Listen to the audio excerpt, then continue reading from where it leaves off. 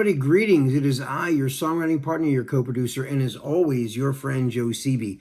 And happy Thursday, guys. And Thursday is part of our creative writing series as well that we like to call Picture This. Picture This is when I give you an image, a photograph, maybe a drawing, sometimes a comic, anything. Google Images. And I find a photograph that I think really stands out and looks kind of cool and impressive and tells a lot of story without any words. I love that. And your job is to write a chorus based on what you're looking at. Why do we do this? Well, there's a lot of reasons. I love doing it. It's a great challenge. I think it's really fun to do. That's one. Number two is you're not always creative, and it's a really good way to jumpstart your creativity, especially if you're working and you're a professional and you have to jump into action right away without warm up, because it's a lot. When I write with people sometimes, the session's 6:30 to 12 midnight, and we just got to get in there and start. There might be nothing solid yet, nothing at all, nothing, just dead air, and then we have to create something. So these are little tricks that I've created over the years to try to make myself jumpstart into a situation where I could be creative really quickly and just get right into it. And these are cool little tricks. And, it doesn't necessarily have to be Picture This. I mean, this could be you could look over at anything, a brochure that shows you a vacation getaway or something, and you can go off on that and there's a song right there in that brochure. There's a song in a commercial on TV. There's a song in your waitress bringing your bacon and eggs, really. I mean, if you know how to find it. There's just, your car mechanic. There's a song in there, I swear. I mean, I know it sounds corny or weird, but every picture tells a story in a way. If you know how to draw from it, then you never run out of things to write about your topics, what you're going to say. Now, there's really no rules, just like the ghostwriting class, but, and there's a but here.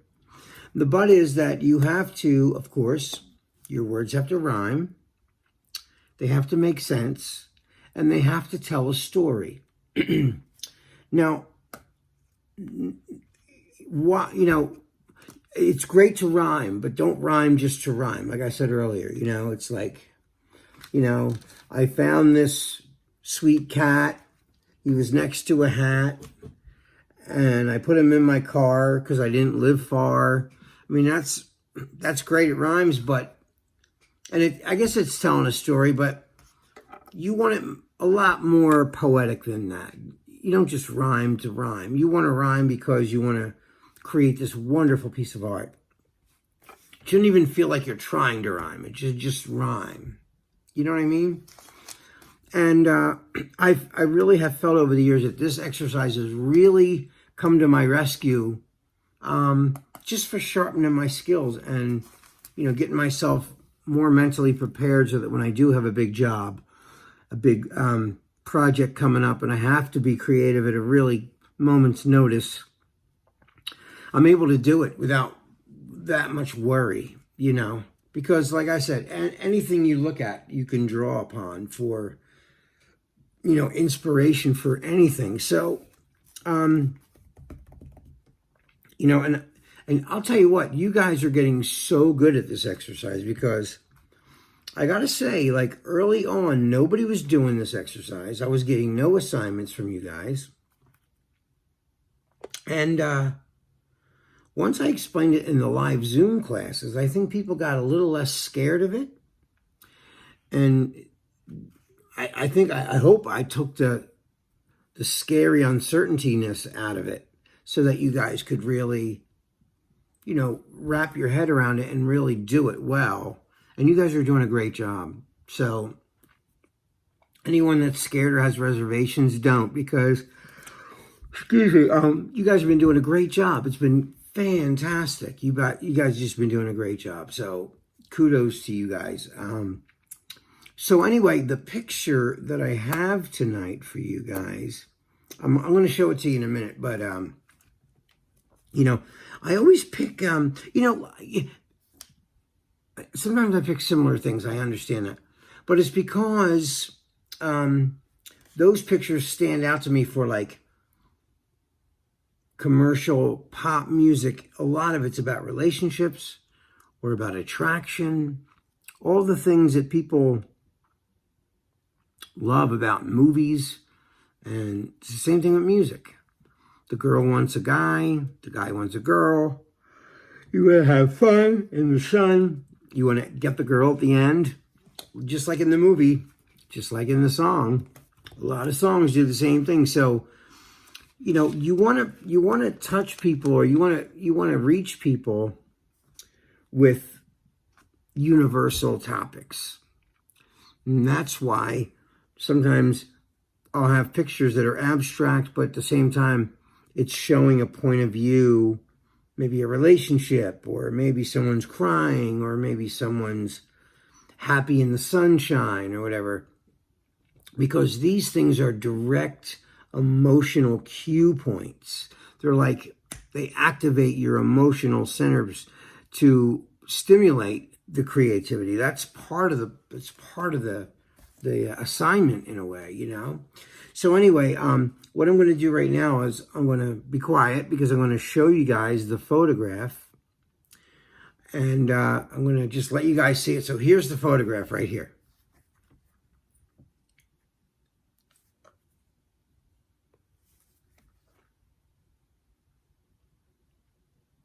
Really take a good look at it. Really focus on everything about that picture. All right, and we're back. So you see, it's a silhouette of a man and a woman. They both got their arms folded. They got their backs to each other. They don't look happy. To me, they didn't look happy. I don't think they look happy to anybody, but I mean, maybe, hey, listen, you're the boss of your own song here, so I'm not going to tell you what to write about. I say this all the time, too. You could look at this picture, and to me, it brings up a lot of images that it may not ever bring up for you. You might think about your cat, and that's fine. As long as this picture sets a premise for you to start writing or be creative, I don't care what you write about. Like I said, it just has to rhyme, it has to make sense, and it's got to tell a story. That's it, you know? And you guys have been giving me some great stories. Oh, my God. So anyway, you know, when you first do this exercise, what I want you to do is look at everything, observe the picture, study it from the top to the bottom, from this way to that way, from left to right, from right to left, from top to bottom and bottom to top. I want you to really look at it. Look at anything that you think could be a selling point or to make the topic bigger, you know? So anyway, I'm going to tell you my take on what I saw in the picture. Okay, so a woman, her head's kind of down. Her body language is definitely not happy. Doesn't look like she wants anything to do with the guy. And the guy looks like he wants nothing to do with her. But yet they're sitting together. I noticed that too. I'm like, okay. Now, we don't know anything about this picture. It could have been snapped.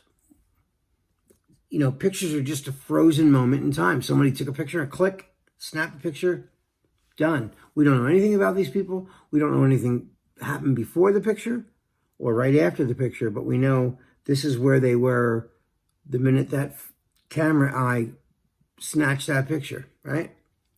So we can only assess what we're looking at. But I want you to imagine a whole story surrounding these two people. Give them a history. Give them life. You're taking an inanimate object and putting life and history into it. That's the role of that's your role for this. So I'm going to read you the lyrics that I wrote based on my observation, okay? So here it is. So here we are now. You and me weren't meant to be, it's over. There's no trust looking over my shoulder. Don't think you ever cared about me. I guess that misery loves company. I guess misery loves company. So I'll explain that even if I don't think I have to. I will. I'll elaborate on what I see there. So what I created for these people is they're a couple and they're not happy at all, but they're too scared to leave one another. You know, they're just too scared. And that's where I get the idea from, I guess misery loves company. Because neither one of them is budging to leave, but they definitely have not been happy for a long time in my history, in my little movie up here for them. So I'll read it one more time for you guys. So here we are now. You and me weren't meant to be. It's over. There's no trust looking over my shoulder. Don't think you ever cared about me. I guess misery loves company. I guess misery loves company. Well, guys, I can't wait to see what you guys write. That is all the time that we have for tonight. This is your songwriting partner, your co-producer, and as always, your friend Joe Seavey. I love you guys and miss you very much. I can't wait to see what you guys write for this. All right, so until then, I will see you guys very soon. So take care of yourselves. I love you. I miss you. Be safe. And I'll see you guys tomorrow. Peace.